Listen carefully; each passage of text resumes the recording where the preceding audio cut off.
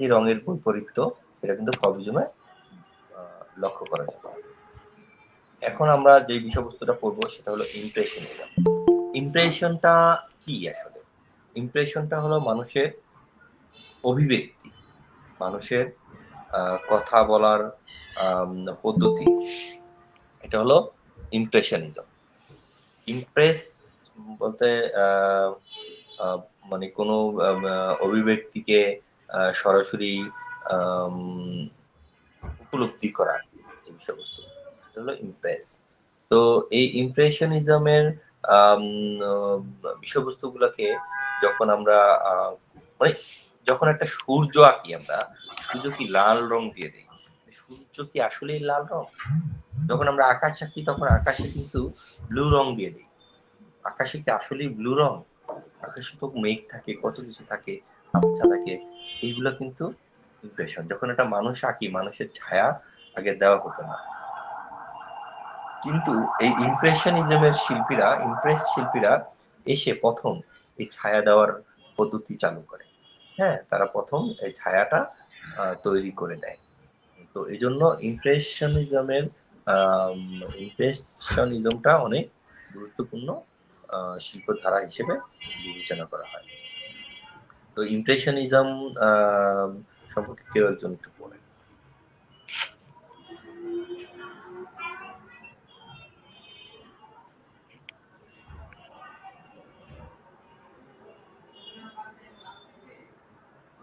মহসিনা আপনি পড়েন।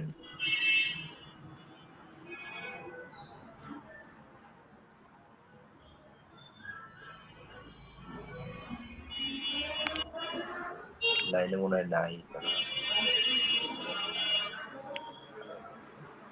সোহানা আপনি আছেন লাইনে? জি স্যার। আপনি পড়েন। ইমপ্রেশিজম বা অন্তর্মুদ্রাবাদ। অন্তর্মুদ্রাবাদ, প্রতীতিবাদ, প্রতিচ্ছায়াবাদ বা ইংরেজি পরিভাষায় ইমপ্রেশিজম ঊনবিংশ শতকে শুরু হওয়া একটি চিত্রকলা আন্দোলন। ১৮৬০-এর দশকে ফ্রান্সের রাজধানী প্যারিসের কিছু তরুণ চিত্রশিল্পী নিজেরাই তাদের আঁকা ছবি প্রদর্শনীর জন্য ব্যবস্থা করেন। এই আন্দোলনের নাম ক্লেদ মনের একটি ছবির নাম থেকে এসেছে। অন্তর্মুদ্রাবাদের মূল কথা হলো বাস্তবতার নিরিখেই ছবি আঁকতে হবে এমন কোনো কথা নেই। কারণ বাস্তব প্রাকৃতিক দৃশ্য বা এ ধরনের অনেক কিছু নিয়েই ছবি আঁকা হয়ে গেছে। কিন্তু বাস্তব দৃশ্য শিল্পীর মনের যে অনু অনুর অনুপ্রেরণা জাগায় তাকে তার নিজের কল্পনায় ফুটিয়ে তোলার মাধ্যমে ছবি আঁকা যেতে পারে। ওকে। এখন আ ইমপ্রেশনিজমের যে বিষয়বস্তুটা আপনি বললেন সেটা হলো যে আম অন্তর্মুদ্রাবাদ। অন্তর্মুদ্রাবাদ বলতে কি বোঝায়? যে আপনার ভিতরের যে বিষয়বস্তুটা আছে সেটাকে উপস্থাপন করা, সেটাকে মানুষের কাছে ব্যাখ্যা করা। আম তো এই যে এটার ইংরেজি পরিভাষায় আমাকে বলতেছি আমরা ইমপ্রেশনিজম। ইমপ্রেশনিজম এটা শুরুটা হয় হলো ক্লোদ মনে নামক একজন বিখ্যাত শিল্পী আছেন। তার শিল্পকর্ম থেকে ক্লোদ মনের তার অনেক শিল্পকর্ম আছে। আমাদের বাম দিকে একটি শিল্পকর্ম আমরা দেখছি। সেই শিল্পকর্মটি একটি আ বিখ্যাত শিল্পকর্ম। শিল্পকর্মটির নাম হলো 'the women with the lady with umbrella'. তো এই যে শিল্পকর্মটি আছে, সেই শিল্পকর্মটিও কিন্তু অনেক বিখ্যাত একটি শিল্পকর্ম। সেই শিল্পকর্মটিতে দেখবেন যে আ বিষয়বস্তুর একটি উজ্জ্বল উদাহরণ সেখানে লক্ষ্য করা যায়। এখন আমরা পড়ব হলো আম ফিউচারিজম। এটা নিয়ে একটু কেউ একজন পড়ে শোনাবেন। আম কি পড়বেন? নীলিমা, আপনি পড়ে শোনান। আজকে আপনার স্টেবল না নেটওয়ার্ক মনে হচ্ছে। জয়ন্ত আপনি পড়ে শোনান। আর আমি একটু ব্যস্ত আছি এজন্য পড়তে পারতেছি না।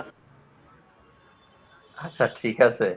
তাহলে কনিকা আপনি পড়ে শোনান। আপনি ব্যস্ত আছেন? না স্যার, পড়তেছি। ফিউচারিজম ফিউচারিজম হলো একটি সাহিত্য ও শৈল্পিক আন্দোলন যা 1909 সালে প্রেস লে ফিগারোতে প্রেসিডেন্টে প্রকাশিত হওয়ার সময়ে ইতালির কবি ফিলিপ্পো মেরিনেটের দ্বারা শুরু হয়েছিল। ফিউচারিজমের শৈল্পিক প্রবণতা অ্যাভেন্ট-গার্ডের অংশ, বা একে অ্যাভেন্ট-গার্ড আন্দোলনও বলা হয়। এই আন্দোলনটি ইন্দ্রিয়গ্রাহী ও যোদ্ধার উচ্চারণের পাশাপাশি সমসাময়িক জীবনকে প্রতিনিধিত্ব করার চেষ্টা করেছিল। পাশাপাশি গতি এবং গতিবেগের প্রতিনিধিত্বকারী মেশিন এবং প্রযুক্তির পুনরাবৃত্তির থিম ব্যবহার করে। অ্যাভেন্ট-গার্ড আমূল সামাজিক সংস্কার প্রচার করে। এটির অর্থ এই, যার দ্বারা মানুষ সামাজিক, রাজনৈতিক এবং অর্থনৈতিক সংস্কারের কাজে উৎসাহিত হয়। এখন ফিউচারিজম শিল্পকর্মটা আসলেই এক ধরনের মানে ফিউচার কে কেন্দ্র করে হয়েছে বা শৈল্পিক সাহিত্য এ ধরনের কেন্দ্র করে হয়েছে, কিন্তু ফিউচারিজমটা কি ধরনের শিল্পকর্ম, এতদিন যে শিল্প ধারাটা চলে আসছিল সেই শিল্প ধারা থেকে একটি নতুন শিল্প ধারা সৃষ্টি তারা করতে চেয়েছিল। এইটা আসলে মানুষের সাথে সবকিছুতেই তারা জড়িত, এবং এই যে যেই আম, শিল্পীদের যেই ধরনের কর্মকাণ্ডের বা যেই ধরনের তাদের যেই অ্যাক্টিভিটিস আছে, সেই অ্যাক্টিভিটিসটা একটা আন্দোলনের রূপ নিয়েছে, একটি ব্যাখ্যায় রূপ নিয়েছে, একটি কর্মকাণ্ডের রূপ নিয়েছে। কিভাবে? তাদের নতুন একটি কার্যধারা, কার্যবিধির মাধ্যমে। দেখেন এখানে র কালার এবং যে শেপ, বাম পাশে একটি ফিউচারিজমের একটি শিল্পকর্মের উদাহরণ দেওয়া আছে, এবং এখানে দেখেন কালার এবং শেপ দিয়ে কিছু বিষয়বস্তু বোঝানো হয়েছে, এবং একটা বিষয়বস্তুর কেন্দ্রবিন্দুতে একটি আম, বস্তু রয়েছে। কিন্তু এখানে কিন্তু কোনো ধরনের প্রাণী, কোনো ধরনের আম, অম, আহ, কোনো ধরনের সামাজিক অসামাজিক কোনো বিষয়বস্তুই কিন্তু সেখানে উপস্থিতি ব্যাখ্যা করা যাচ্ছে না বা লক্ষ্য করা যাচ্ছে না। কিন্তু এখানে কিন্তু একটা স্কেলের মাধ্যমে করা হয়েছে বা একটি মেজারমেন্টের মাধ্যমে করা হয়েছে, যেটা বিমূর্ত ধারার শিল্পকর্ম না, কিন্তু আমাদের আম, মস্তিষ্কে কিছুটা ভাব উত্তরণ হয়েছে। যেমন এই শিল্পকর্মটির মাঝখানে আমরা কিছুটা আম, আহ, নতুনত্ব, যেটা আসলে অন্য অন্য শিল্পকর্মগুলোতে ব্যবহার করা হয়নি, যেমন ডট ব্যবহার করা, কিছু শেপ ব্যবহার করা, কিছু আলাদা কালার ব্যবহার করা, সেইগুলো কিন্তু এতদিন যে শিল্প ধারাগুলো ব্যবহার করা হয়েছিল সেই শিল্প ধারাতে ছিল না। তো এই ফিউচারিজম শিল্পকলাতে থাকার কারণেই এটা একটুখানি আলাদা। হয়তো বা ফিউচারিজম শিল্পকলা বা ফিউচারিজমের ধারাটা ভবিষ্যতে কোনো না কোনো ভাবে পরিবর্তন হতে পারে। এখন কিউবিজম নিয়ে পড়বেন হলো কেউ একজন পড়েন, যে উইলিংই পড়েন।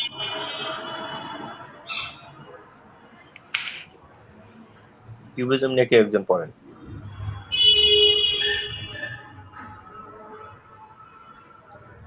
কিউবিজম বিংশ শতাব্দীর প্রথমার্ধের ভিজুয়াল আর্টে প্রদর্শিত বহু আধুনিক আন্দোলনের মধ্যে কিউবিজম অন্যতম। এর প্রধান বৈশিষ্ট্যটি ছিল জ্যামিতিক ফর্মগুলির ব্যবহার, জটিল ফর্মগুলিকে সাধারণ আকারে বিভক্ত করার আকাঙ্ক্ষা।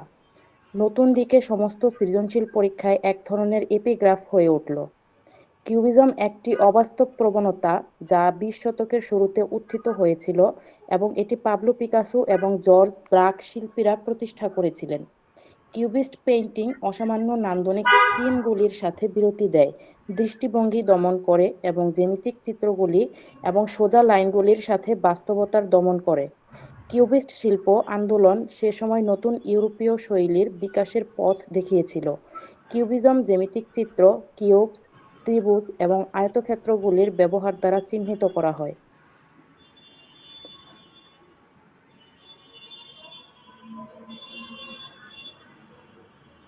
কিউবিজমের শিল্পীরা একটুখানি আলাদা ধর্মের ছিল, তারা জ্যামিতিক ফর্ম ব্যবহার করতেন, এবং তাদের শিল্পকর্মগুলো নানা ধরনের কর্মকাণ্ড দ্বারা যুক্ত ছিল। কিউবিক শিল্পীদের মধ্যে সবচাইতে জনপ্রিয় শিল্পী বলা হয় পাবলো পিকাসোকে। এবং পাবলো পিকাসোর শিল্পকর্মগুলো অনেক বেশি ইউনিক এবং অন্যরকম ধারার শিল্পকর্ম, এবং এই শিল্পকর্মগুলোকে আম যখনই শিল্পীরা আঁকতেন দেখবেন যে প্রত্যেকটা ফর্ম এখানে দেখেন যে গিটারের একটা আলাদা ফর্ম, মানুষের মুখের একটি আলাদা শেপ, জ্যামিতিক শেপ দ্বারা এই কিউবিজম শিল্পকর্মগুলোকে ব্যাখ্যা করা যেতে পারে। এবং এই শিল্পকর্মগুলোতে উম বেশিরভাগ হলো কালারকে উপজীব্য করে, কালারকে বিষয়বস্তু করে সেখানে ফরমেশন গুলো করা হয়েছে। এবং আপনি হাতের এবং প্রত্যেকটা বিষয়বস্তু আলাদা, আলাদা করে বিষয়বস্তু দেখা যেতে পারে। এই যে আম ছবি আঁকার যে মাধ্যম, ছবি আঁকার যে প্রক্রিয়া সেটাকেই কিউবিজম বলা হচ্ছে। এখন এই কিউবিজমের যারা ছবি আঁকতেন তাদেরকে কি বলা হচ্ছে? কিউবিক শিল্পী। এখন কিউবিক শিল্পী বলতে আমরা পাবলো পিকাসোকে বুঝি, আরো অন্যান্য শিল্পীদেরকেও বোঝা যেতে পারে।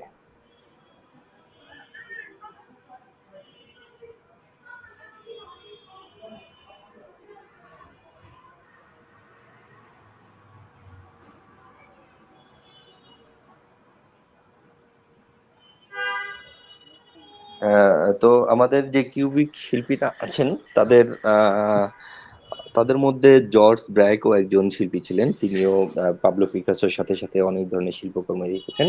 আমাদের বাঁদিকে যে ছবিটা দেখতে পাচ্ছি, দ্য গার্ল উইথ গিটার, এই শিল্পকর্মটির শিল্পী হলেন পাবলো পিকাসো। এখানে জ্যামিতিক শেপের মাধ্যমে ছবিগুলো আঁকা হয়েছে এবং জ্যামিতিক শেপের মাধ্যমে একটি দৃশ্যকলাকে মানে পুরোপুরিভাবে উপস্থাপন করা হয়েছে।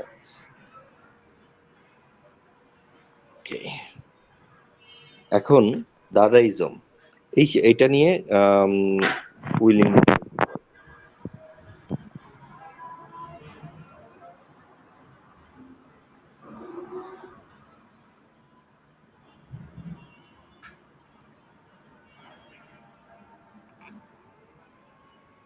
সাবরিনা, আপনি কি লাইনে আছেন? আপনি পড়েন তো, আপনাকে।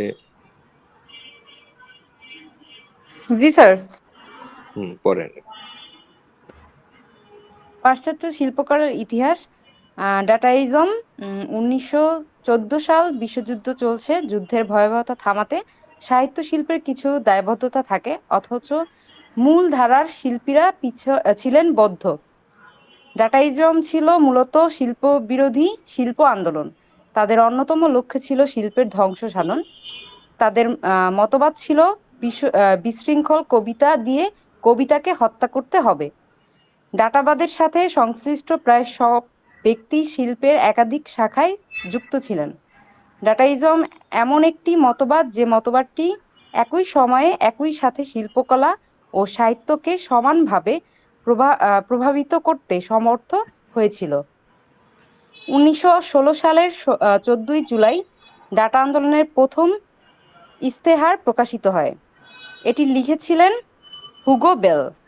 1918 সালে ডাটাইজমের দ্বিতীয় ইস্তেহার লিখেন ট্রিস্টান জারা। অন্যদিকে 1920 সালের 1 জুন বার্লিনে প্রথমবারের মতো ইন্টারন্যাশনাল ডাটা ফেয়ার এর আয়োজন করা হয়। এই প্রদর্শনীতে ডাটাবাদী শিল্পীদের 200 কাজ প্রদর্শিত হয়েছিল। ওকে, দাদাইজমটা একটা চাকচিক্যময় শিল্পকলার বলা হতে পারে, যেটা শিল্পকলার ধ্বংসের মূল কারণ বলে দায়বদ্ধ করেছিলেন অনেক শিল্পীরা, বা তাদেরকে বিরুদ্ধতা করেছিলেন অনেক শিল্পীরা।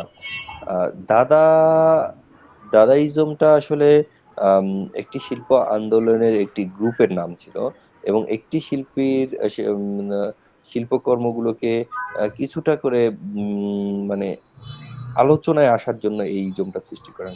দাদাইজমের শিল্পীরা উদ্ভট কিছু কর্মকাণ্ড করতেন, যেটা শিল্পীর যেগুলো পরবর্তীতে আমাদের কাছে শিল্প চর্চার একটি ধারক এবং বাহক হিসেবে নেওয়ার অনেক শিল্পীরাই নিয়েছেন, এবং অনেকেই এটা বর্জন করেছেন। কিন্তু দাদাইজমের শিল্পকলা একটি বিষয়বস্তু যেটা পরিলক্ষিত হয় সেটা হলো যে তাদের শিল্পকর্মগুলোকে একটুখানি ভিন্নতার রূপ দিয়ে প্রকাশ করতেন সকল শিল্পীরা।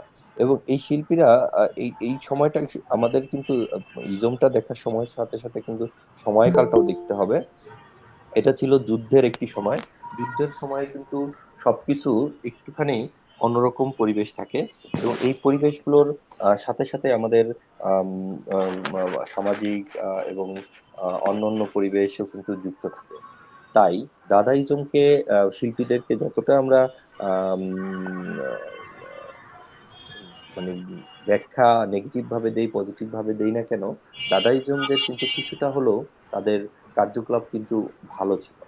এই কার্যকলাপগুলোর মধ্যে একটি হলো যে তারা শিল্পকে সাধারণ জনগণের কাছে সরাসরি পৌঁছে দেওয়ার চেষ্টা করেছিলেন এবং এই পৌঁছে দেওয়ার আম আ বিষয়বস্তুগুলোকে একটি নান্দনিকতার রূপ দেওয়ার চেষ্টা করেছেন। যদিও তাদেরকে অনেকেই নান্দনিক বলে আখ্যায়িত করতে চান না বা তাদেরকে হেয় করে দেখা হয় বা ছোট করে দেখা হয়। কিন্তু দাদা শিল্পীরাও কিন্তু শিল্প-ইজমের একটি অংশীদার হিসেবে বিবেচিত। এখন আমাদের এই সুরিয়ালিজম এটা একটু ব্যাখ্যা করতে হবে। আচ্ছা, আপনারা এটা কেউ পড়েন? হুম? এটা কেউ একজন করে দেন। ব্যাখ্যা করছি। আবারও বলে দিচ্ছি, আপনাদের আজকের যে ক্লাসটা হচ্ছে সেটা কিন্তু আগামীকালকের পরীক্ষাতে খুবই ভূমিকা রাখবে এবং মানে পরীক্ষার যে ফিউচার পরীক্ষা আসতেছে সেই পরীক্ষাগুলোতে কিন্তু এই টপিকগুলোর মধ্যে থেকে আসবে। এগুলা যদি কোনোটা আপনি বুঝতে বা না জানতে পারেন তাহলে কিন্তু আপনারা একটু বিপদে পড়বেন। তো স্যার, যদি কয়েকটা কেয়ারফুলি প্রশ্নের পড়েন। প্যাটার্ন বলে দিতেন যে কি ধরনের প্রশ্নটা হবে এই সাবজেক্ট থেকে, তাইলে একটু ভালো হতো। হ্যাঁ, বলে দিব। আপনারা এটা একটু পড়ে শোনান। বলে দিচ্ছি সবার শেষে, ক্লাস শেষে এটা বলে দিব। সুররিয়ালিজম বা পরাবাস্তববাদ পরাবাস্তববাদ বা সুররিয়ালিজমে মতবাদের মূল কথা অবচেতন মনের ক্রিয়াকলাপকে উদ্ভট ও আশ্চর্যকর সব রূপকল্প দ্বারা প্রকাশ করা। পরাবাস্তববাদী শিল্পীর লক্ষ্য হল তার কৌশলের মাধ্যমে সেই সত্যকে গভীর থেকে তুলে আনা। পরাবাস্তববাদী শিল্পীরা বিশ্বাস করেন প্রকৃত সত্য কেবলমাত্র মনের অবচেতনেই বিরাজ করে। পরাবাস্তববাদী শিল্পীর লক্ষ্য হল তার করণ কৌশলের মাধ্যমে সেই সত্যকে গভীর থেকে তুলে আনা।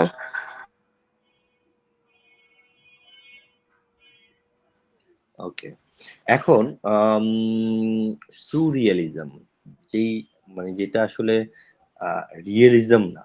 মানে রিয়েল কোনো বিষয়বস্তু না। যেটা আসলে ভবিষ্যতে রিয়েল হতে পারে বা ভবিষ্যতের ধারা চিন্তা ভাবনা হতে পারে।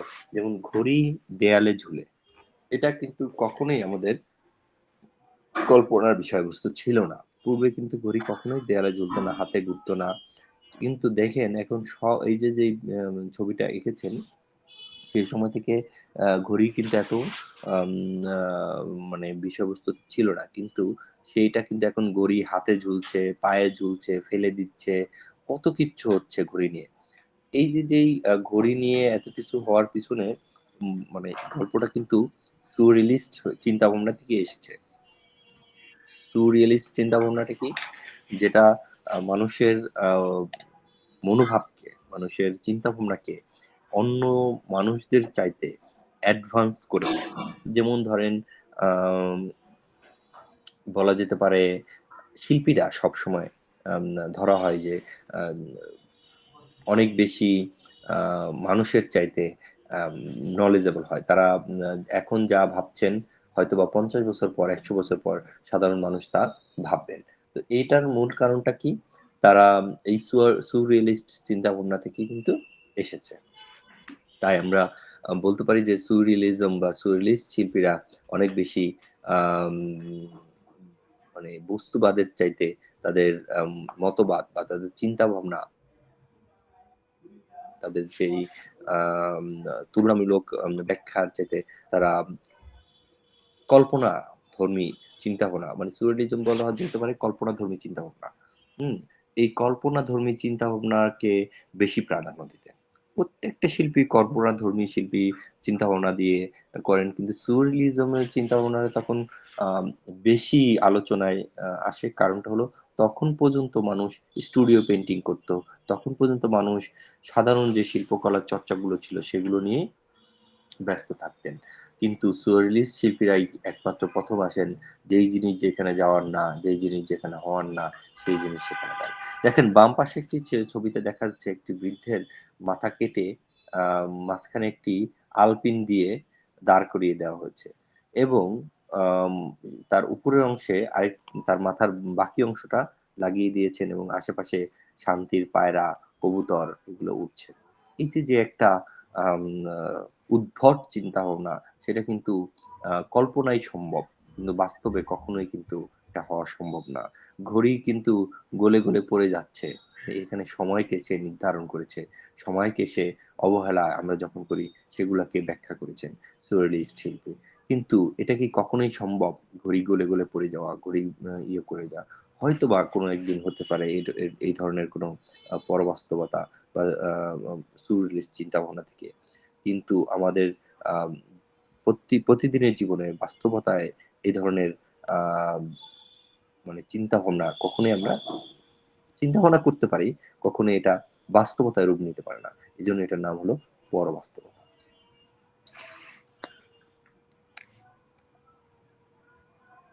ওকে। এখন আপনাদের যে প্রশ্ন আচ্ছা দাঁড়ান প্রশ্নের চাইতে প্রাচীন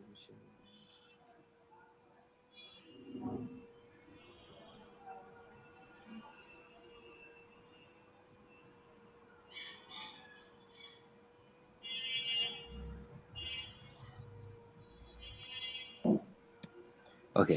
এখন আমাদের আ এই যেই প্রাচ্য শিল্পকলার ইতিহাস, প্রাচ্য শিল্পকলাটা আমরা পড়তেছিলাম। সেই প্রাচ্য শিল্পকলার কিন্তু আম ইতিহাসটা না পড়ে আমরা এখন দেখব যে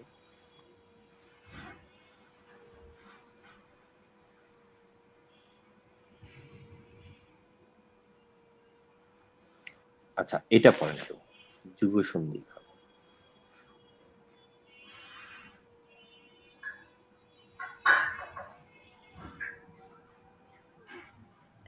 যুগসন্ধিক্ষণ একটি যুগের সমাপ্তি এবং আরেকটি যুগের সূচনা এর মধ্যবর্তী সময়কে বলা হয় যুগসন্ধিক্ষণ। উষা বা গোধূলি হলো দিন-রাত্রির সন্ধিক্ষণ। তেমনি মধ্যযুগ ও আধুনিক যুগের মধ্যবর্তী সময় হলো রেনেসাঁস। মধ্যযুগীয় ধর্মীয় গোঁড়ামি আর কুসংস্কারের বিপরীতে অতীত জ্ঞানের আলোকে ইউরোপকে উদ্ভাসিত করে তোলার প্রচেষ্টাকেই রেনেসাঁ বা নবজাগরণ বলে।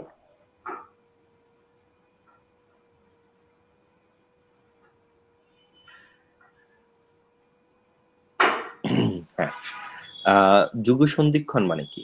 আমরা কোনো কিছুর মানে একটা যুগের সাথে আরেকটা যুগের যেই আম মানে মিলন, একটা আ মিশ্রণ এটাকে যুগ সন্ধিক্ষণ বলে। এখানে দেখেন আমাদের ২ টি যুগ যখন আমরা রেনেসাঁ এবং আ ম্যানারিজম এর কথা বলব, তখন কিন্তু ২ টা আলাদা, আলাদা যুগ বা আলাদা, আলাদা সময়কালকে আমরা ব্যাখ্যা করছি। এই সময়টাতে আ ২ টা শিল্পকলার ২ টা ধরনের ২ টা ধারার শিল্পধারা কিন্তু মিলিত হচ্ছে।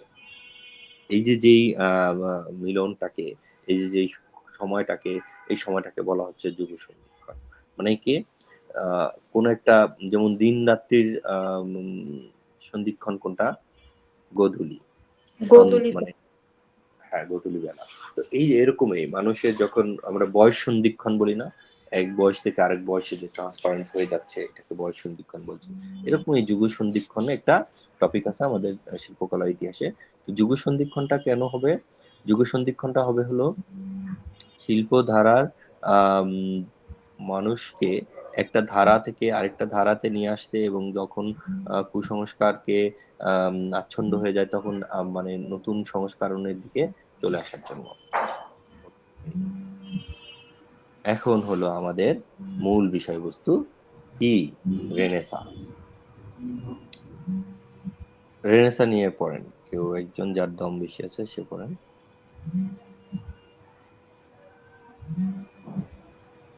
রেনেসাঁ নিয়ে কেউ একজন পড়েন।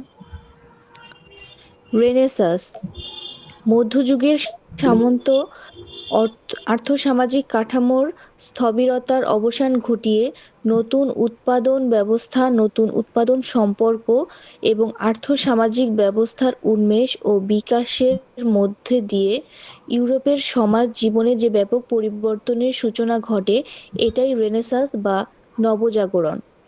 মানব ইতিহাসের সর্বশ্রেষ্ঠ বিজ্ঞানী, দার্শনিক, লেখক, শিল্পী এবং রাজনীতিবিদদের অনেকেই জন্ম নিয়েছিলেন এ সময়ে। নবজীবনের আলোকে রেনেসাঁস ইউরোপের মানুষ তাদের অতীত ঐতিহ্য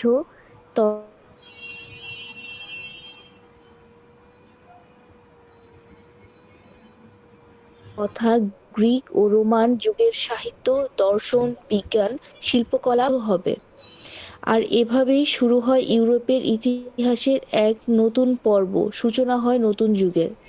পর্বটি উত্তরণ ঘটেছিল সমাজ, সংস্কৃতি, শিক্ষা, সাহিত্য, অর্থনীতি, রাজনীতি সহ রাষ্ট্র ব্যবস্থার সর্বক্ষেত্রে।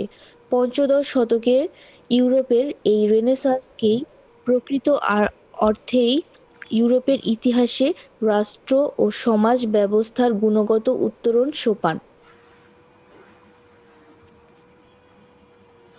এখন রেনেসাঁস বলতে কি বোঝায়? পুনর্জাগরণ, নবজাগরণ। মানে আমরা বলি না যে আমাদের এখন পুনর্জাগরণের দরকার আছে, মানুষের নবজাগরণের দরকার আছে, নতুনদের আসার দরকার আছে, পরিবর্তনের দরকার আছে। সেই জিনিসটাই তখন তারা উপলব্ধি করেছে এই রেনেসাঁ সময়কাল। রেনেসাঁ সময়কালে আগের যেই জরাজীর্ণ অবস্থা ছিল যুগের, সেই জরাজীর্ণ অবস্থা থেকে রেনেসাঁ পিরিয়ডে এসেই তারা বিকশিত হয়। এখানে শুধু রেনেসাঁ সময়কালে শুধু আমরা শিল্পকর্ম পড়বো না, সেই সময় সাহিত্য, চর্চা, শিল্পকর্ম, মননবিদ্যা, শিক্ষা, অর্থনীতি, সব ধরনের বিষয়বস্তু তখন সব ধরনের বিষয়বস্তু তখন তাদের পরিবর্তনের প্রভাব লক্ষ্য করা যায়। তবে রেনেসাঁ পিরিয়ডে যেটা হয়েছিল যে একেবারেই সামাজিক পরিবর্তন থেকে শুরু করে সাংগঠনিক সকল কিছুতেই তারা পরিবর্তন আনে, যে জন্য রেনেসাঁ সময়কালটাকে অনেক গুরুত্বতার সাথে ধরা হয়। এবং এই সময় দার্শনিক, বিজ্ঞানী সবাই একে এর সাথে মিলিত হয়ে কাজকর্ম সাথে করা শুরু করে দেন। রেনেসাঁর সময়কালের যে শিল্পীরা ছিলেন তারা তারা যেমনই নান্দনিকভাবে শিল্পকর্ম তৈরি করেছিলেন, রেনেসাঁ পিরিয়ডে যখন মানবরা ছিলেন, দার্শনিকরা ছিলেন, তারাও কিন্তু তাদের মতবাদগুলোকে খুব শক্তপোক্তভাবে মানুষের কাছে উপস্থাপন করতে চেষ্টা করেছিলেন এবং তারা সফল হয়েছিলেন। তো রেনেসাঁ পিরিয়ডের আরেকটি ব্যক্তির নাম হলো প্লেটো। প্লেটো কিন্তু একজন অসামান্য ব্যক্তিত্বের মানুষ, যিনি রেনেসাঁ পিরিয়ডের সময়কালে এসেছিলেন এবং সেই সময়কালের সময়কে ব্যাখ্যা করতেন। এখন আমরা কেউ একজন পড়েন এই সময় এটা?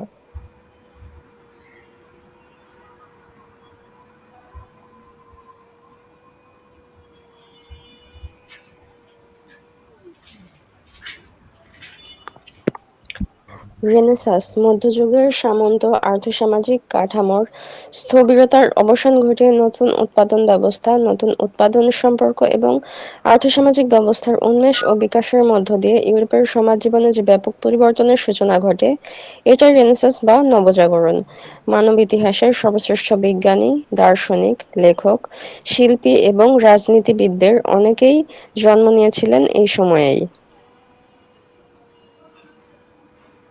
তাহলে রেনেসাঁ কিন্তু একক কোনো সময়কাল না, একক কোনো বিষয়বস্তু না, একক কোনো জিনিসও না।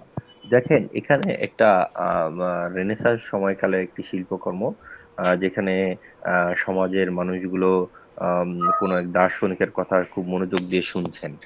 এখানে কিন্তু আগে কিন্তু এই আগের সময়কালগুলোতে যেটা দেখা যেত যে মানুষ সবসময় মনোযোগ দিয়ে ধর্মীয় গুরুর অথবা রাষ্ট্রপ্রধান বা রাজার কথা মনোযোগ দিয়ে শুনতেন, অন্য কারো কথা মনোযোগ দিয়ে শুনতেন না। সেটাও কিন্তু এটা কিন্তু একটা বিশাল আকারের পরিবর্তন রেনেসাঁ পিরিয়ডে কিন্তু চলে আসে। রেনেসাঁ পিরিয়ডে কিন্তু আরেকটা জিনিস চলে আসে যে মতবাদ যেটা দেওয়া হতো সেটা কিন্তু খুব সুন্দরভাবে আসতেন।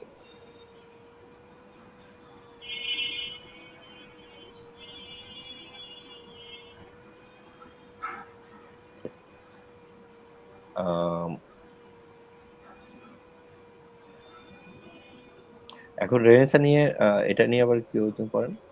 রেনেসাঁ আপনাদের বিশাল একটা অধ্যায় এবং এটা নিয়ে অনেক ধরনের আলোচনা সমালোচনা আছে।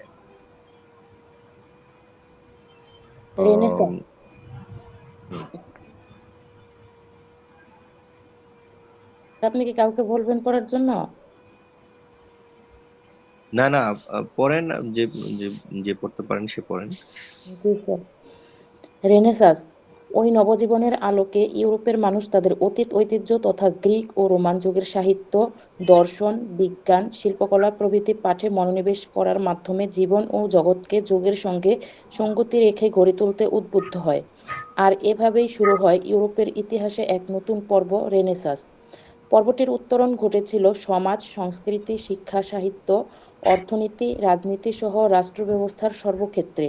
পঞ্চদশ শতকের ইউরোপের রেনেসাঁসকে প্রকৃত অর্থেই ইউরোপের ইতিহাসে রাষ্ট্র ও সমাজ ব্যবস্থার গুণগত উত্তরণ।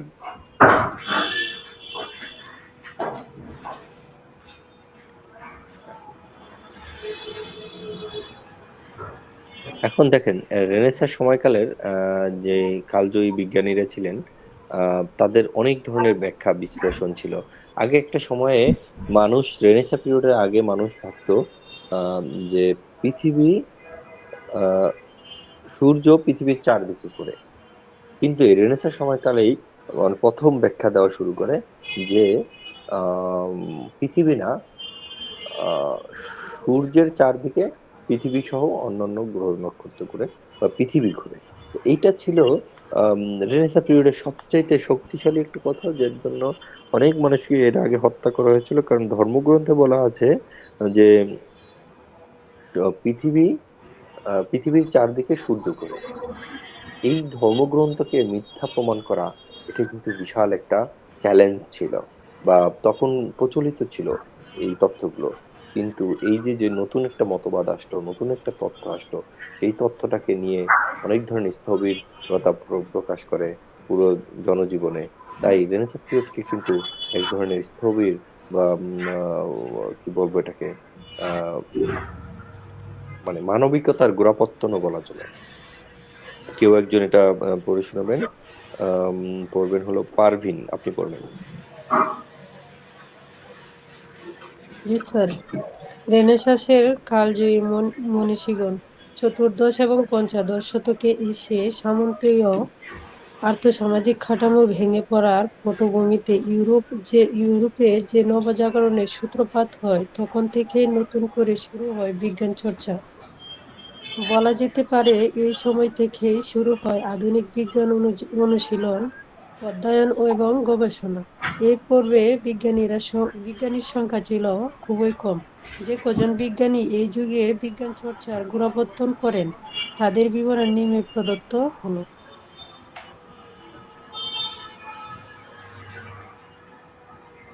স্যার, এটাও এটা পড়বো?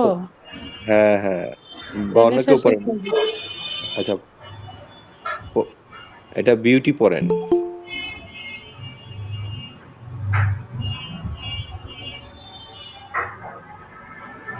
বৈজ্ঞানিক কোপার্নিকাস 1473 থেকে 1543। বৈজ্ঞানিক কোপার্নিকাস আবিষ্কার করেন যে পৃথিবী সূর্যের চারদিকে ঘুরছে, কিংবা পৃথিবী সূর্যকে প্রতিনিয়ত প্রদক্ষিণ করে চলেছে।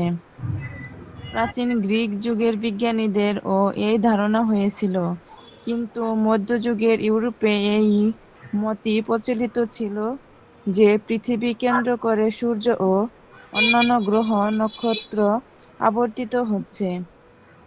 কোপার্নিকাস ইউরোপবাসীর এই ধারণা ভুল প্রমাণ করেন। কোপার্নিকাসের এই আবিষ্কার আকাশ বিজ্ঞান গবেষণায় এক বৈপ্লবিক ধারণার সূচনা করে।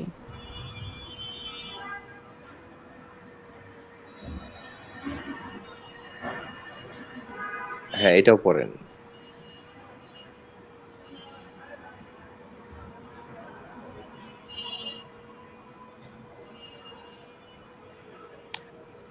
এটা পড়বেন মহসিনা, আপনি পড়বেন।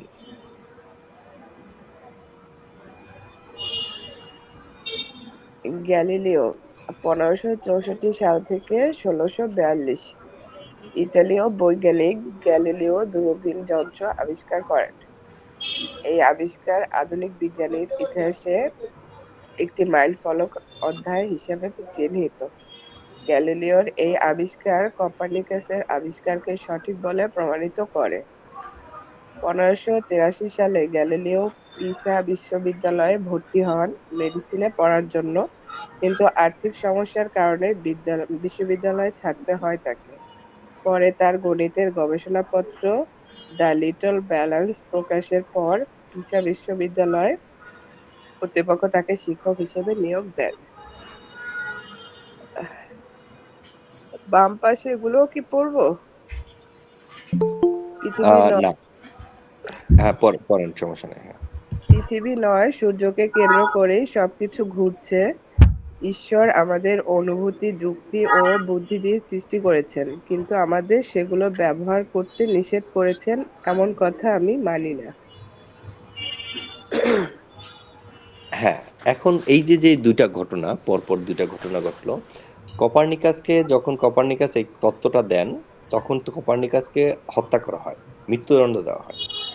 এবং মানে তাকে বলা হয় যে সমাজে, মানে তাকে মারাটা একটা টেকনিক্যাল ইস্যু ছিল, এবং সেটা সেই সময়কার সরকার বা সেই সময়কার প্রশাসন, মানে তখন তো ধর্মীয় ভিত্তিতে সরকার পরিচালনা করা হতো, চার্চ ফাদার এরা মিলে। এইটা ভাবলো যে তাদের আধিপত্যটা এখন কমে যাবে কোপার্নিকাসের এই তত্ত্ব শুনে, কারণ ধর্মের উপর একটা অনেকে অবিশ্বাস জন্মাবে। তখন তো একচেটিয়া তারা এক ধরনের ধর্ম ব্যবসা বলতে পারেন, বা তাদের আধিপত্য প্রভাব বিস্তার এগুলো চালিয়ে যাচ্ছিলেন। সেটা কোপার্নিকাস থাকলে সেটা সম্ভব ছিল না, তাহলে অনেক মানুষই ধর্মের সাথে কন্ট্রাডিক্টরি মতবাদের মধ্যে দিয়ে চলে যাবেন। এজন্য তাকে হত্যা করার ডিসিশন নেন। এরপরে কি হয়, গ্যালিলিও যখন তার অনেক বছর পরে দেখলেন, তার একটা যন্ত্র আবিষ্কার করে সে সরাসরি মানুষকে দেখাতেও সক্ষম হলেন, এবং সে নিজেও দেখলেন যে আসলেই যে আম, আহ, পৃথিবী না, সূর্যের চারপাশে পৃথিবী ঘুরে। তখন এই যে তখন তিনি এই মতবাদ দেওয়ার সময় তিনিও একটু শঙ্কিত ছিলেন তার জীবন নিয়ে। তখন তিনি একটি কথা বললেন যে আমাদের ঈশ্বর এতটাই সংকীর্ণ মনা হতে পারে না যে আমাদের যে ইন্দ্রিয়গুলো দিয়েছেন সেগুলো আমাদের ব্যবহার নিষেধাজ্ঞা আছেন। যদি ব্যবহার নিষেধাজ্ঞায় থাকতো, তাহলে কেন আমাদের এই ইন্দ্রিয়গুলো, যে পঞ্চ ইন্দ্রিয় আমরা বলি, আমাদের যে জ্ঞান বলি, যে মেধা বলি, সেটা কেন তিনি দিলেন যদি এটা ব্যবহারই না করা গেল? তো এটার জন্য বলা হয় যে গ্যালিলিও এই তত্ত্বের জন্য বা এই তার মতবাদের জন্য তিনি বেঁচে যান সেই যাত্রায়। তাহলে যদি না হতো, তাহলে তাকেও মৃত্যুদণ্ডের বা মৃত্যুর সাজা ভোগ করতে হতো তৎক্ষণাৎ।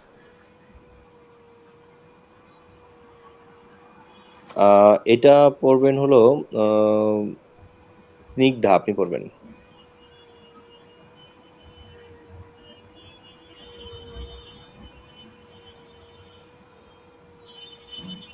রেনেসাঁসের কালজয়ী মনীষীগণ। গুটেনবার্গ। জার্মানির গুটেনবার্গ আধুনিক সিসার টাইপ আবিষ্কার করেন। এটি আবিষ্কার মুদ্রণ শিল্পের জগতে এক ব্যাপক পরিবর্তন আনয়ন করে। এর পূর্বে হাতে লিখে কপি করে গ্রন্থাদি প্রচার করা হতো। গুটেনবার্গের আবিষ্কারের পর বই ছাপার কাজ শুরু হয়। গুটেনবার্গের টাইপ দিয়ে 1454 থেকে 54 সালের দিকে প্রথম বাইবেল মুদ্রিত হয়। তখন থেকে সাধারণ মানুষের কাছে বাইবেল সহজলভ্য হয়। ইতিপূর্বে বাইবেল ছিল সাধারণ মানুষের হাতের নাগালের বাইরে। পরেরটাও পড়বেন? না, এটা পড়বো। তো এর মানে কি, এই যে গুটেনবার্গ কি করলেন, তিনি মুদ্রণ যন্ত্র, হাতের ডান দিকে যেই কোণার মধ্যে আছে যে একটি বই প্রেসের মাধ্যমে ছাপ দিচ্ছে, আমরা যে ছাপচিত্রের যে অংশটা এখন আমরা পড়ি, সেটা কিন্তু সেই সময় গুটেনবার্গই প্রথম আবিষ্কার করেন বা প্রথম মানুষের কাছে নিয়ে আসেন। আমাদের আধুনিক যে মুদ্রণ ক্রিয়াকলাপ কার্যকলাপ সেগুলো কিন্তু করেন। তো এই জন্য গুটেনবার্গকে বলা চলে যে তিনি তার মানে শিল্প কলার একজন প্রমোদ পুরুষ, যিনি টাইপের এটা নিয়ে আসেন। এখন হলো আমরা লিওনার্দো দা ভিঞ্চির কথা শুনবো। এটা পড়বেন হলো পারভিন, আপনি পড়বেন। জি স্যার। রেনেসাঁসের কালজয়ী মনীষীগণ। Leonardo da Vinci. Leonardo da Vinci ইতালীয় রেনেসাঁসের কালজয়ী চিত্রশিল্পী। অবশ্য বহুমুখী প্রতিভাধর লিওনার্দো দা ভিঞ্চির অন্যান্য পরিচয় সুবিদিত ভাস্কর, স্থপতি, সঙ্গীতজ্ঞ, যন্ত্রশিল্পী এবং বিংশ শতাব্দীর বহু বৈজ্ঞানিক আবিষ্কারের নৈপুণ্যজনক। লিওনার্দো দা ভিঞ্চি মানব শরীরের একটি পূর্ণাঙ্গ অঙ্কন করে জীববিদ্যা ও শৈল চিকিৎসায় অভূতপূর্ব অবদান রাখেন। তার বিখ্যাত শিল্পকর্মগুলোর মধ্যে মোনালিসা, দ্য লাস্ট সাপার অন্যতম।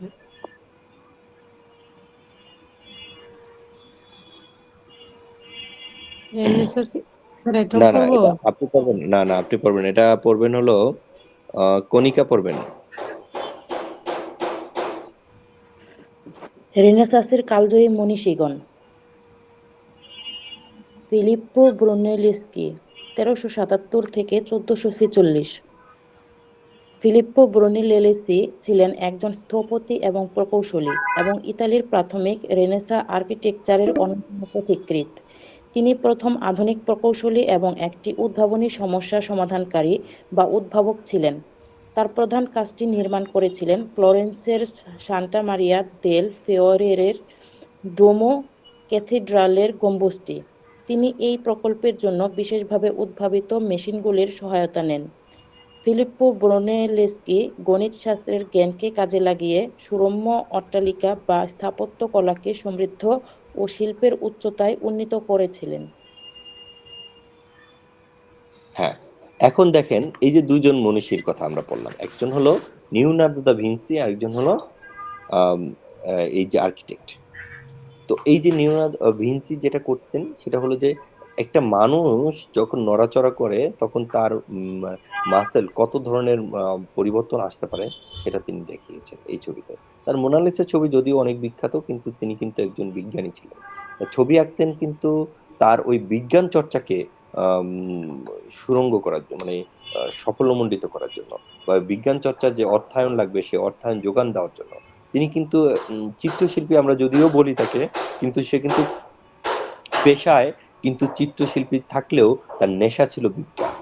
তার কিন্তু আঁকা প্রথম যেই মানুষের যেই ছবিগুলো আছে, মানুষের অঙ্গভঙ্গি, বিভিন্ন ধরনের বিষয়বস্তুগুলো আছে মানুষের ভিতরে, মানে মানুষের দেহের ভিতরে কোন কোন অংশগুলো আছে সেগুলো কিন্তু প্রথম তিনি ছবি এঁকে ছবির মাধ্যমে ব্যাখ্যা করেন। এবং তার যেই একটা নোটবুক ছিলেন, সেই নোটবুক থেকে আধুনিক অনেক ধরনের যন্ত্রের আবিষ্কার কিন্তু করেছিলেন। তিনি এতই বেশি টেকনিক্যাল ছিলেন, তার নোটবুকটা তিনি বাঁ হাত দিয়ে লিখেছিলেন, এবং সেই বাঁ হাত দিয়ে লেখার পরেও তিনি আরেকটা টেকনিক অবলম্বন করেছিলেন, যেটা হলো মিররের সামনে গেলেই শুধুমাত্র সেটা পড়া যাবে। অনেক বছর পর্যন্ত তার এই বইটাকে ট্রান্সলেশনে করার চেষ্টা করা হয়েছিল। অনেক বিজ্ঞানী সেটাকে বলেছিলেন যে তিনি এটাকে অন্য কোনো ভাষায় লিখেছেন, তার নিজের ভাষায় লিখেছেন, কিন্তু কোনো এক সময় তার সেই বইটাকে আয়নার সামনে ধরার পরে সেটা বোঝা যায় ইতালীয় ভাষায় উল্টাভাবে তিনি লিখেছিলেন। কারণ ছিল যাতে করে তার এটা কোনো চুরি না হতে পারে। তো তার মৃত্যুর পরে সেটা উদ্ঘাটিত হয় এবং আধুনিক কালের অনেক যন্ত্রপাতি তার ওই নকশা থেকে বা ওই পরিকল্পনাগুলো থেকে নেওয়া হয়, যার মধ্যে হেলিকপ্টার, যার মধ্যে আমাদের স্কেলভেটর মেশিন, যার মধ্যে আমাদের আধুনিক বম মারার মেশিন, এগুলো অন্যতম।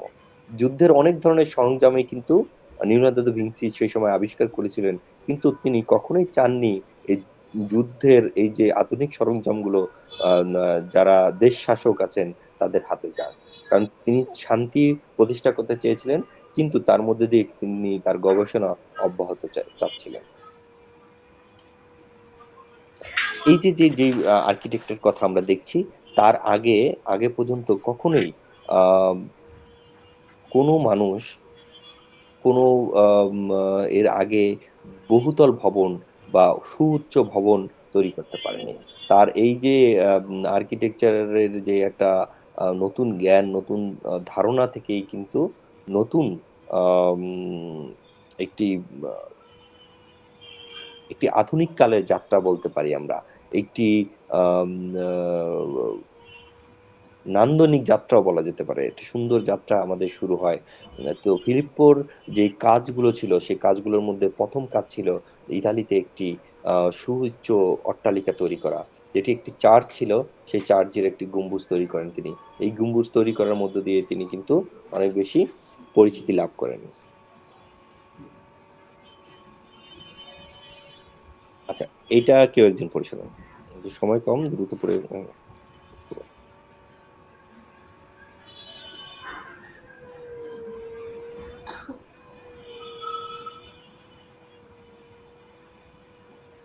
রেনেসাঁসের কালপর্ব: ব্যক্তি স্বাতন্ত্র্যবাদ, ইন্ডিভিজুয়ালিজম ১৪০০ থেকে ১৬০০, মানবতাবাদ, হিউম্যানিজম। ব্যক্তি স্বাতন্ত্র্যবাদ: ডেকোরেটিভ আর্ট ব্যক্তি স্বাতন্ত্র্যের উপর প্রতিষ্ঠিত মতবাদ, যেখানে মানুষের স্বাতন্ত্র্যতাকে প্রাধান্য দেওয়া হয়। এ সময়ের প্রধান শিল্পীদের মধ্যে ডোনাতেল্লো এবং ফিলিপ্পো ব্রুনেলস্কি অন্যতম। ডোনাতেল্লো ১৩৮৬ থেকে ১৪৬৬। দাঁড়ান, পরেরটা পড়বেন। এই পরেরটা পড়েন। ব্যক্তি স্বাতন্ত্র্যবাদ: ব্যক্তি স্বাতন্ত্র্যবাদের সময়ের প্রধান শিল্পীদের মধ্যে ডোনাতেল্লো এবং ফিলিপ্পো ব্রুনেলস্কি অন্যতম।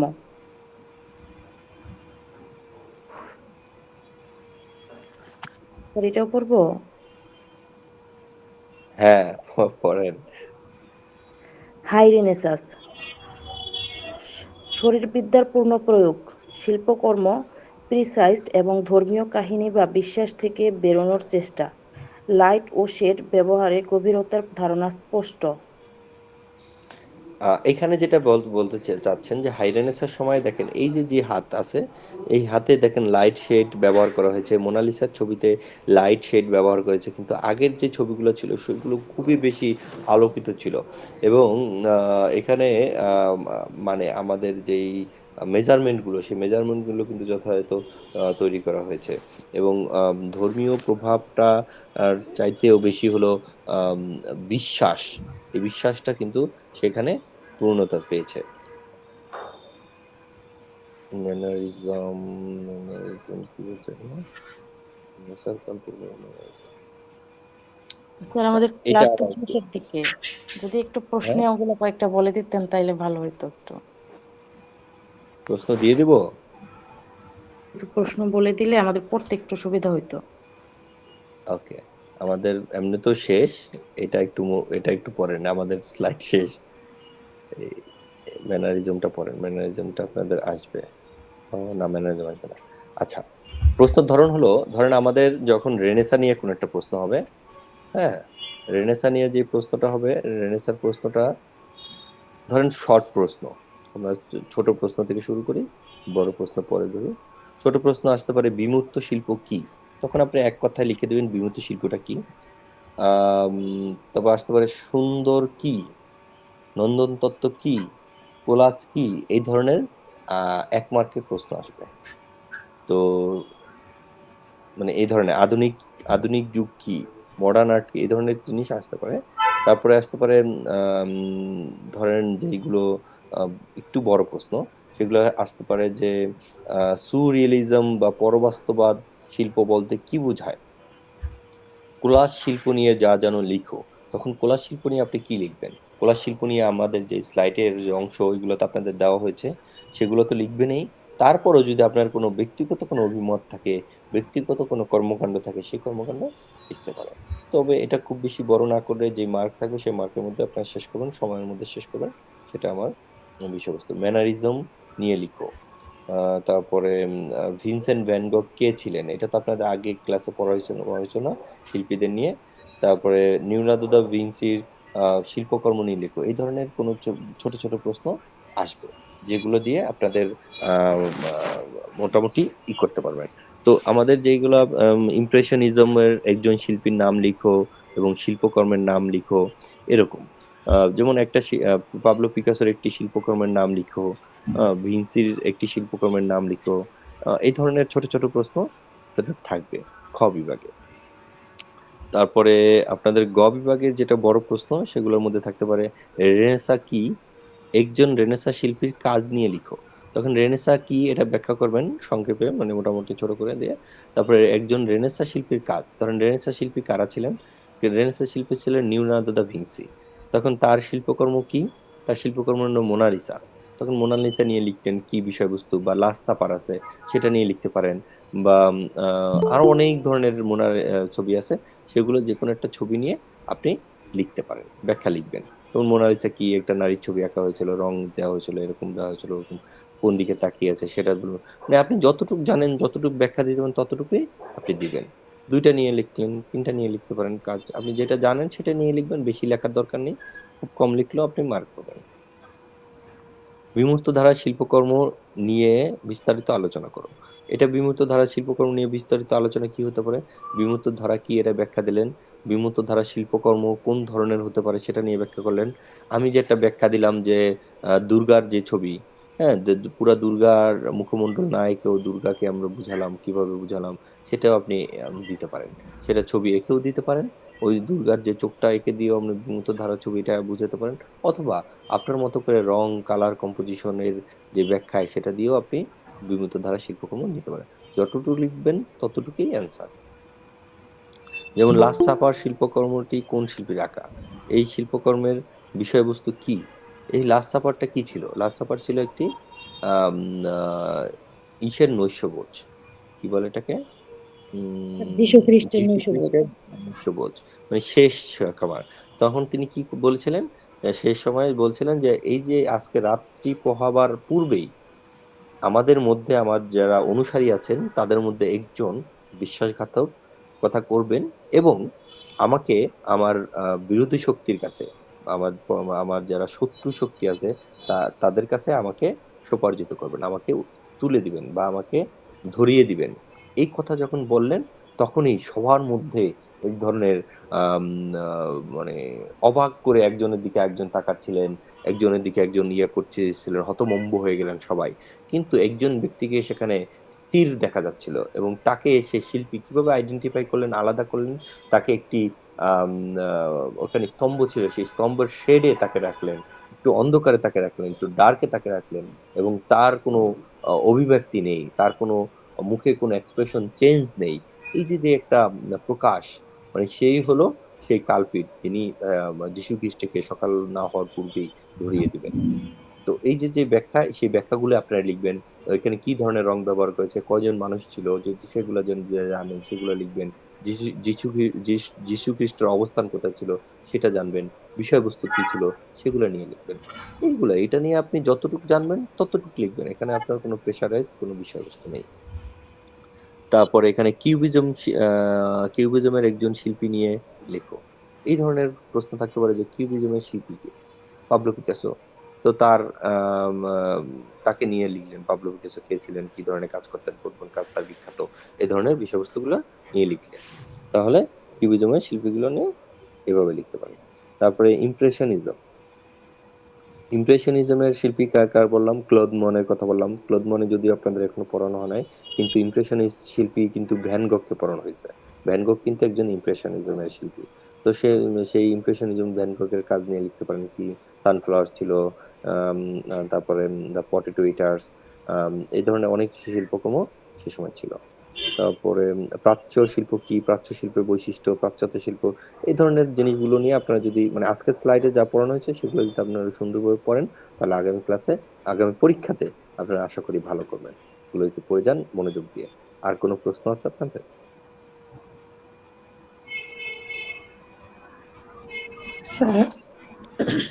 স্যার আমি একটা জিনিস জানতে চাইছিলাম আর কি। বলেন। স্যার মোনালিসা যে চিত্রটা, এটা কি আসলে রহস্যজনক? মানে অনেকেই বলে, এটা কি সত্য? আসলে এই ছবিটা রহস্যজনক যতটা না, ততটার চাইতে হলো এটাকে নিয়ে কল্প কাহিনী, এটাকে নিয়ে বিখ্যাত করা হয়েছে। এটা ৩ বার ৪ বার চুরি হয়েছে একমাত্র এই কল্পকাহিনীর জন্য। মোনালিসা ছবিটা আসলে শিল্পী নিজেও এটাকে বিখ্যাত করেছেন। কারণ তিনি ৫ বছর ধরে টানা তার নিজের ঘাড়ে এটা রেখেছিলেন এবং সে যেখানে যেতেন ছবিটা নিয়ে যেতেন। শিল্পী নিজেও চাচ্ছিলেন যে মোনালিসাটা বিখ্যাত হোক। তারপর এই ছবিটা যে কালেক্টর ছিল তারাও এটাকে টেকনিক্যালি এটাকে বিখ্যাত করেছে। তারা বলেছে যেই পাশ থেকে দেখা যায় সেই পাশ থেকে হাসে। আসলে সকল ছবি যেই পাশ থেকে দেখা যায় সেই পাশ থেকে হাসবে। যে পাশ থেকে দেখা যায় সেই দিকে তাকিয়ে থাকবে। এই ছবির একটা মূল বিষয়বস্তু হলো এটা। এরপরে এটার বিভিন্ন কারণে এটা চুরি হয়, বিভিন্ন কারণে হয়। এই কারণে এই ছবিটা অনেক আলোচনা সমালোচনা শিকার হয়। এটা আসলে সকল ছবির মতোই একটি ছবি, কিন্তু এটা সবাই নামটা জানে। আর কোনো প্রশ্ন? Thank you sir.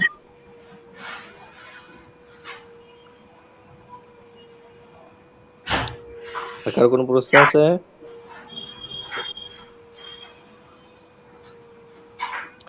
আচ্ছা, যদি কারো কোনো প্রশ্ন না থাকে, আমাদের ক্লাস প্রায় শেষের দিকে, আর ১ মিনিট সময় আছে। আমরা আমাদের আগামীকালকে যে পরীক্ষাটা আছে সেটা সুন্দরভাবে দিব।